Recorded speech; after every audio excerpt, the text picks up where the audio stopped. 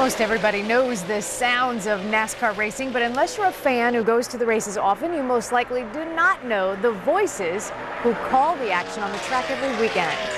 Kevin Harvick on the outside with a ghost of Dale Earnhardt looking on.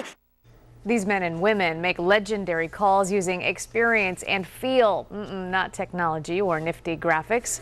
Our David Whisenant is live tonight, and David, you got to look behind the scenes at how they make it happen, and you have a very old radio there. Yeah, I do, Tanya. If you haven't heard a race on the radio, you really are missing a treat, and we got to go behind the scenes. We got a real insider's look at one of the most complex juggling acts in all of broadcasting, and it has a really neat old school touch. Side by side down the front stretch, Terry Labonte. They've made the call on some of NASCAR's most exciting moments. Here comes Earnhardt. He hits Labonte. Labonte spins in turn two. I've got the best job on the planet. Carl Edwards wanting to wrestle away the runner-up spot here from Clint Boyer. I get to go to races and talk for a living. That's pretty good. Dale Earnhardt Jr., the leader. For millions listening nearly every weekend, Doug Rice and his 15-person PRN crew are the eyes, ears, and voice of racing. It's the Cobalt Tools 500 on the Performance Racing Network. Good afternoon, everyone. Race days are long for the radio crew. They have to set up the gear early and test it.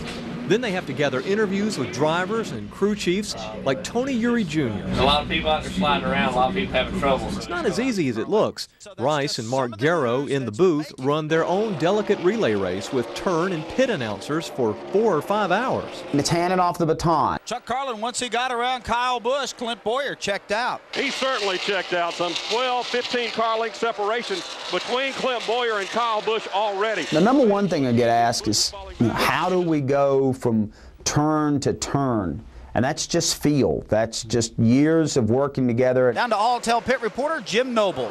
Hey guys, Robbie Reiser has been pretty quiet. Rob knows when Mark and I are done with our sentence. Chuck Carlin knows when Rob's done, and that's pretty special. This also helps. Old school technology, basically a broken antenna. Alicia Lingerfeld is our producer-director. She has an infamous pointer that she points to things rather emphatically sometimes, saying, you got to go here, you got to talk to this person now. Brett McMillan. Martin Truex Jr. is in. He's getting a 4-tire change. But it may be those turn announcers who have the best job. And now Carl Edwards starting to close on Boyer. Whether perched on a condo in turn 4 or on a deer stand 15 feet above the track in turn 2. I think every race fan should have an opportunity to be up here with me just one time. Watching these cars flash by, it's pretty spectacular. For Rice, a lifelong fan, his job is a calling, and it has allowed him to call some of the sport's most exciting and heartwarming action.